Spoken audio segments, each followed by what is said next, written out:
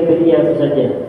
Mungkin kelihatan dia bercakap dengan orang lain, tapi ketika dia bercakap dengan orang lain, dia merasa tidak ada orang dan tidak ada dia, karena seluruh gerak-gerik itu datang daripada Allah Subhanahu wa Ta'ala. Itu perasaan seperti itu, namanya zauq perasaan, zikir zauq.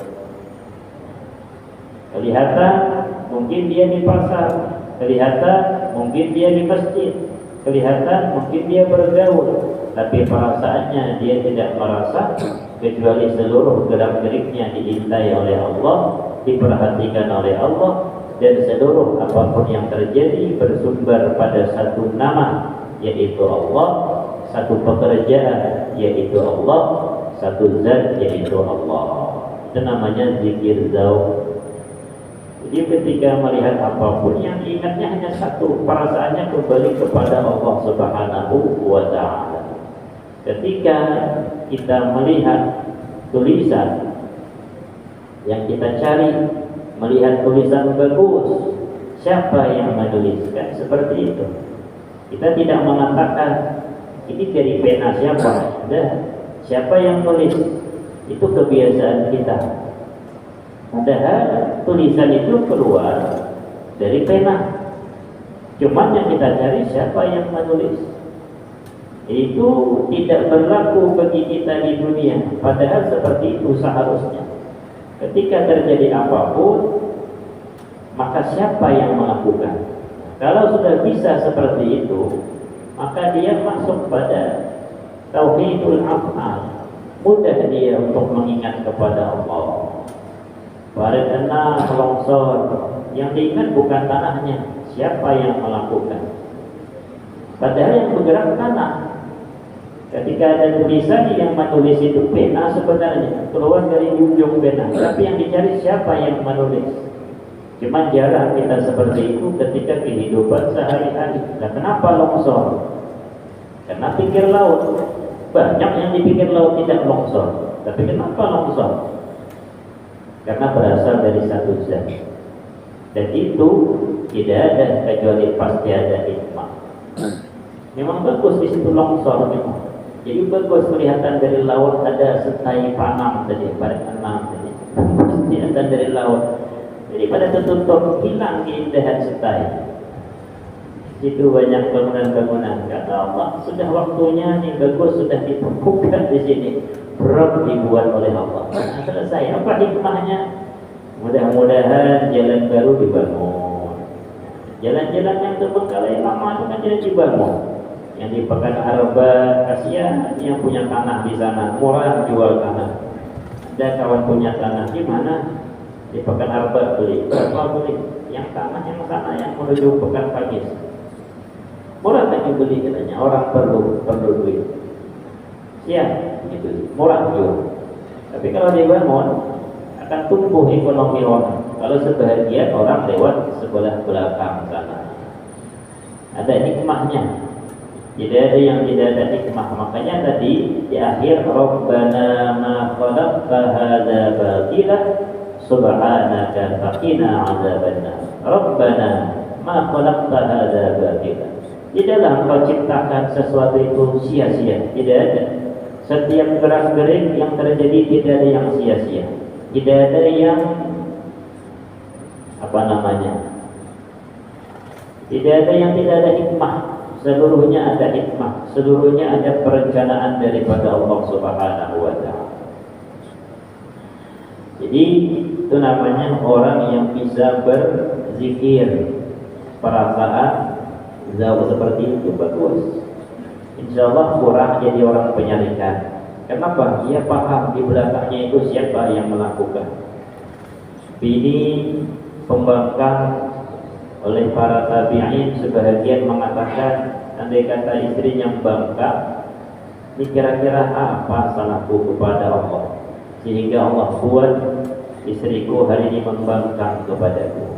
Dia tidak marah kepada istrinya, tapi dibuat introspeksi. Ini biasanya istri patuh kepadaku. Kenapa hari ini disuruh buat kopi lambat? Kenapa hari ini melemut dia pekerjaannya? dengan laki. Nah ini jangan-jangan aku ada salah lawan Allah sehingga Allah tegur lewat istri. Nah ini orang paham. Orang yang tidak paham bermamailah dengan istrinya. Apa bermamai? Yang istri melawan, sampailah ke sidang. Tapi orang yang tidak seperti itu paham, dia mesra hidupnya. Asal sama-sama paham. Yang istri paham, yang suami paham. Makanya kalau mencari itu satu frekuensi. Dalam mazhab Imam Syafi'i itu ada namanya kafa'ah. Kafa'ah itu bahasa modern sekarang, satu frekuensi. Kalau yang suami basicnya pondok pesantren, cari istri pondok pesantren. Itu kafa'ah namanya. Satu frekuensi, satu jalur, satu pemikiran. Insya Allah bisa masuk konsepnya kafa'ah. Kalau yang suami penghasilannya hanya sekedar tukang-tukang bangunan, jangan yang diincar anak anggota dewan. Pokoknya jadi bebu di rumah. Yang diincar kurang lebih sama seperti itu. Kalau yang diincar anak anggota dewan, penghasilannya besar, awak tukang bangunan, bini anak anggota dewan, duitnya mengalir, awak penat mencari. Nah itu bisa dihinakannya. Salah siapa? Salah kita. Kenapa tidak mencari satu frekuensi? Kafa'ah, kumpul. Kalau yang lagi tahfiz, usahakan cari bini tahfiz. Itu nyaman, sama-sama menghafal. Jadi tukar pikiran. Ayo situ menghafal, aku jaga. Jadi ada masa-masanya. Tapi kalau tidak seperti itu, yang kadang-kadang si istri menghafal Quran, si suami tidak menghafal Quran, suami malas jaga, dan ujungnya hafalan istri hilang. Hafalan istri hilang. Berarti bukan penghafal Quran, malah lakinya tukang kabut malam. Nah, si Ibu Abbas Jadawiyah, tahulah aku si Ibu Abbas, cari orang yang menjaga Quran. Saya tidak satu frekuensi. Kalau yang si suami SD, tamat SD, cari istri tamat SD. Jangan cari S2, S3. Waduh, selesai pokoknya. Tidak lama bisa cerai. Kalau suaminya doktor, terserahlah. Cari istri S2, S1, SD, SMP, itu akan tunduk. Bahkan Al-Imam Al-Ghazali mengatakan yang paling baik mencari itu anak yatim. Termasuk zuhud mencari bini anak yatim. Insya Allah kata beliau itu akan langgeng. Kenapa? Karena si anak yatim tadi, yang pertama dia tidak punya ayah, maka dia jadikanlah suaminya panutan sekaligus suaminya. Jadi langgeng dia. Itu sudah ada dalam agama dia. Alladzina yadhkuruna Allah, orang-orang yang berzikir kepada Allah qiyaman, baik dalam keadaan berdiri, wa qu'udan, dalam keadaan duduk, wa ala junubihim, dalam keadaan berbaring. Terserah, yang penting berzikir kepada Allah. Kecuali zikir yang dimaksud sholat. Sholat itu hanya boleh sholat sunnah dalam keadaan berdiri atau duduk. Penat sholat tarawih berdiri, silakan duduk. Tapi untuk berbaring dalam mazhab Syafi'i, berbaring terlentang tidak boleh. Tapi berbaring miring boleh. Untuk zikir umum bebas, tambah banyak berzikir tambah baik. Tidak bisa zaumnya berzikir, lidahnya berzikir terus, tak dia berdiam, tak berdiri, tak di jalan, tak duduk. Ada ulama menafsirkan malah qiyaman wa qu'udan wa ala junubihim. Maksudnya hadiran wa musafiran, baik dalam keadaan di rumah ataupun dalam keadaan bepergian, itu tetap berzikir kepada Allah. Tapi kalau sudah zikir zaum itu setiap hari berzikir. Itu zikirnya bukan lagi lidah, tapi perasaannya. Setiap apapun yang dilihat, yang diingatnya hanya Allah. Yang dilihat lampu, lampu siapa yang membuat menyala? Betul listrik, tapi hakikatnya Allah juga. Melihat kita ingin bergerak, siapa hakikatnya? Allah juga. Nah, itu perasaan cuma. Yang model seperti ini ya, sebagian ulama yang sanggup mengatakan, andai kata aku lupa kepada Allah 1 detik saja, maka aku hukumi diriku murtad dari agama Islam. Kenapa? Karena setiap detik ingatnya kepada Allah.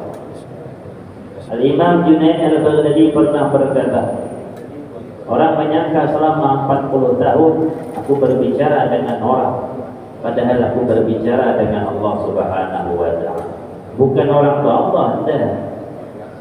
Ini hanya kata-kata orang yang tidak paham menghukumi sesat ini. Berarti mengatakan orang itu ya Allah, tidak seperti itu.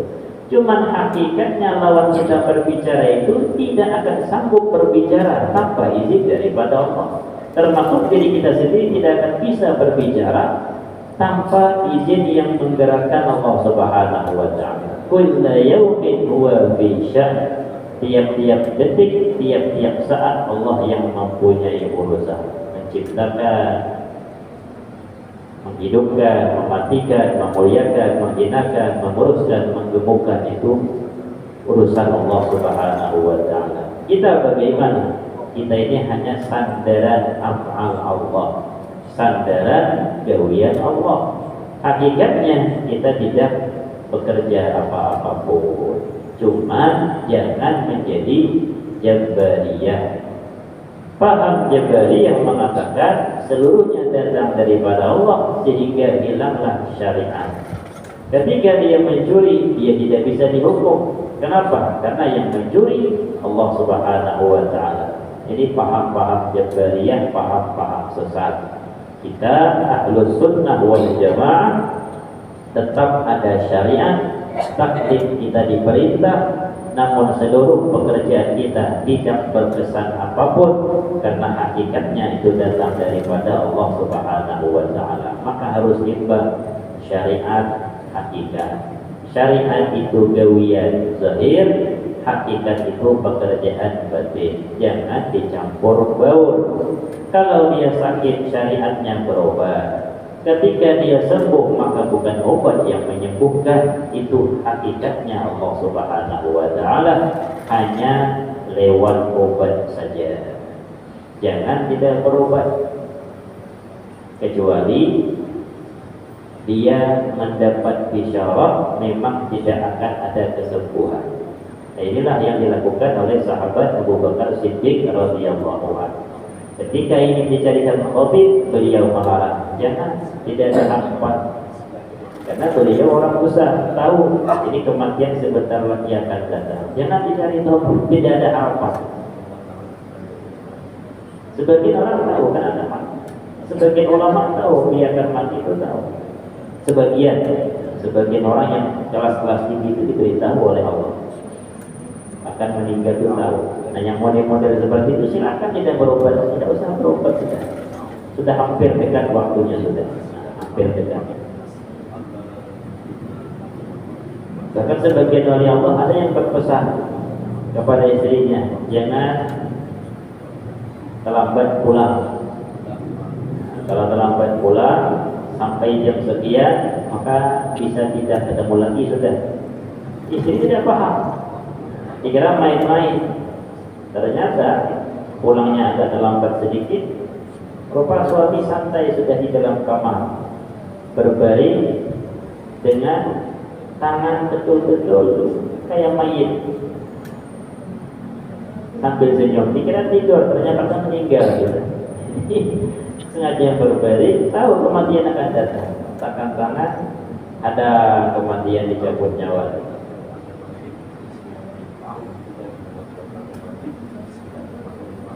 Bahkan sebagian aulia ada malah yang mati sendiri.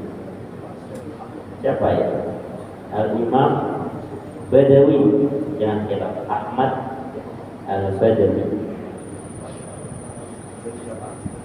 Sediakan paspor. Karena wasiat beliau seperti itu. Nanti ketika meninggal, sediakan paspor di kamar tertutup, yang lain keluar. Terdengar ada yang mati di dalam. Habis mandi, beliau berbaring, kemudian ambil kain, tutup, meninggal lagi. Bagaimana mandinya? Tanyakan ahli fikih. Bagaimana mandinya? Tapi yang jelas kalau yang dimandikan malaikat tidak dianggap. Tapi kalau yang mandikan jin dianggap. Karena jin taklid. Jin umpama yang mandikan, anggaplah seperti itu. Jin kan dia mukallaf, dia punya alam sendiri. Kemudian ada yang mengatakan murid-murid dari golongan jin, kami nanti yang memandikan beliau. Oleh yang manusia, ayolah terserah. Ternyata sudah dimandikan dari kalangan golongan jin. Itu dalam fikih dianggap mandinya sudah dianggap sah. Tapi kalau dianggap yang memandikan malaikat, maka wajib mandi ulang. Karena malaikat tidak taklid. Tapi kalau anggota jin, orang-orang jin itu taklid, dia mukallaf. Sama dengan kita. Wa ma khalaqul jinna wal insa illa liya'budun. Wa 'ala junubihim wa yatafakkaruna fi khalqillah. Mereka berpikir dengan makhluk-makhluk Allah. Wa yatafakkaruna fi khalqis samawati wal ardh. Mereka berpikir tentang kejadian 7 lapis langit dan bumi. Ini menandakan bahwasanya banyak pekerjaan amal ibadah termasuk berpikir. Berpikir itu pekerjaan amal ibadah, tafakkur. Berpikir, bukan melamun, berpikir. Bahkan sebagian ulama mengatakan berpikir itu cepat menyampaikan kepada Allah. Kenapa? Zikir belum tentu khusyuk. Tapi kalau berpikir itu memang sengaja disampaikan ke situ. Sengaja ambil waktu. Di terang bulan malam ini, malam yang ke-14 umpama. Nah, duduklah di luar lihat bulan. Nah, sengaja berpikir.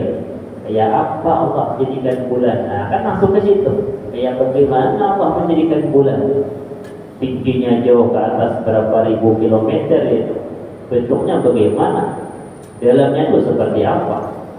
Hebatnya Allah Subhanahu wa Ta'ala. Nah, situlah langsung sampai dia. Tapi zikir belum tentu. Bisa subhanallah, subhanallah, tapi malah muntah kemana-mana. Tapi kalau tafakkur itu cepat. Makanya ada hadis Rasulullah sallallahu alaihi wasallam, tafakkur sa'ah khairun min ibadati sanah. Tafakkur sesaat sedikit saja itu lebih baik dibanding beramal ibadah sunnah setahun. Kenapa? Beramal ibadah belum tentu khusyuk. Tafakkur jelas khusyuk. Duduk di tepi sungai umpama, lihat sungai surut. Perhatikan sungai. Rupanya banyak di sisi sungai itu pohon-pohon bakau. Nah, kenapa Allah jadikan pohon bakau di tepi sungai? Kemudian Allah ciptakan sebagian pohon tidak kuat dengan air asin, tapi pohon bakau memang hidup di air asin. Allah buat akar bakau itu dengan menancap kayak curucuk, kayak tangan. Akar-akar bakau itu kayak mencakar tanah dia. Oh, ini rupanya hikmahnya Allah buat. Kenapa bakau itu di samping laut luas? Supaya tanahnya tidak jatuh ke bawah. Bahkan tambah banyak pohon bakau, tambah kuat sisi pantainya. Karena ombak pecah dengan akar bakau, tanahnya itu pun menjadi kokoh. Hebatnya Allah Subhanahu wa Ta'ala sampai mengingat kepada Allah. Dan itu pun dilaksanakan oleh proyek-proyek. Proyek itu kan sama kayak bakau. Nah, kenapa ditancapkan? Supaya tidak jatuh tanah. Itu yang longsor. Lihat dia nancapkan. Bahkan yang ditancapkan di bakau, masukkan ke dalam. Itu sama dengan ilmu Allah Subhanahu wa Ta'ala. Menirunya seperti itu, ambil pelajaran. Nah, kenapa tidak akan digusur, tidak akan runtuh yang banyak bakaunya? Karena akarnya yang mencakar ke bawah. Ambil pelajaran, oh seperti ini supaya jangan longsor. Tancapkan banyak-banyak, terucuk ke dalam supaya kuat, tidak mau longsor. Itu pelajaran yang dapat diambil. Bayangkan kalau bakau gundul di tepi laut. Pekawan sana yang laut luas yang besar ombaknya hancur. Makanya oleh pemerintah dijaga, malah kalau kita masuk ke dalam pedalaman malah ada yang sengaja ditanam batu-batu, di proyek ditanam untuk menjaga kelestarian alam tadi. Akar bidadari sama, cuman beda dia. Kalau bakau dia menancap ke bawah kayak tangan, akar bidadari malah naik ke atas, tapi sama-sama menahan tanah. Itu belajar tafakkur, berpikir menggunakan akal. Oleh karena itulah akal pun termasuk yang dimuliakan oleh Allah Subhanahu wa ta'ala. Allah Subhanahu wa ta'ala berfirman, kadzalika alladzi yubayyinu Allahu lakum ayatihi la'allakum ta'qilun. Seperti itulah Allah menjelaskan bagi kalian ayatihi tentang kekuasaan Allah. Apa gunanya Allah memberi contoh kekuasaan Allah? La'allakum ta'qilun, agar kalian bisa memaham. Artinya gunakan akal untuk memaham, mengambil pelajaran supaya dapat kita memaham. Karena seluruhnya tidak ada yang sia-sia, tidak ada yang hanya istilahnya tidak disengaja, tidak ada. Seluruhnya disengaja. Apalagi yang bulan Muharram itu, yang 10 Muharram, banyak bersejarah di situ. Sejarah Islam itu banyak di situ. Kejadian banyak di 10 Muharram. Dan itu tidak ada yang sia-sia. Kebetulan itu tidak ada. Pasti ada hikmah diletakkan di 10 Muharram. Tidak mungkin sia-sia. Rabbana ma khalaqta hadza batila subhanaka faqina adzabannar. Tidaklah kau ciptakan seluruhnya ini sia-sia. Cuman kita yang belum bisa mengkaji. Cobalah kaji, gunakan akal. Gunakan akal. Bahkan sampai sekarang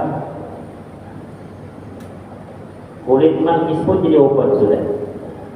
Dulu kan kulit manggis dibuang-buang oleh kita. Mana ada Allah ciptakan yang sia-sia. Kulit manggis pun tidak sia-sia. Cuma kita belum sampai ilmunya apa hikmahnya kulit manggis. Rupanya sekarang dikaji, rupanya jadi obat. Padahal dulu dibuang malah. Ada sebagian orang mengatakan kulit makan manggis itu hapakannya durian. Jadi kalau tinggi gula, tak Allah alam betul atau tidak, ingin makan durian, maka juga ikut makan manggis. Makan durian satu, makan manggis satu. Jadi selang-seling. Itu katanya hapakannya durian. Entah hapakan di mah atau hapakan di gula, wallahu a'lam. Insyaallah tidak akan mabuk, tidak akan naik gulanya asal makan manggis. Kan durian satu, kan manggis satu. Kan durian makan manggis. Nah, cobalah dicoba-coba. Belum saja coba belum. Ada waktu belum gula, mungkin ada cuma periksa yang gula-gula. Makan durian, makan manggis, insya Allah tidak apa-apa. Untuk mahnya minum dari kulit durian. Selintas kita tidak masuk akal. Apa bedanya kulit dengan cangkir? Tidak ada beda. Minum air dari kulit durian, minum dari cangkir, ya tidak sama-sama saja. Wallahu a'lam apa hikmahnya. Yang jelas tidak ada sia-sia. Pucuk kelanda, banyak khasiatnya pucuk kelanda. Rumput-rumput ini ada banyak khasiatnya. Kita banyak malah rumput kita tebang ditebas. Karena dia rupanya sebagian orang mengatakan rumput benda itu untuk obat sakit batuk. Ada yang mengatakan demikian. Allahu a'lam. Akar pinang, obat kuat akar pinang.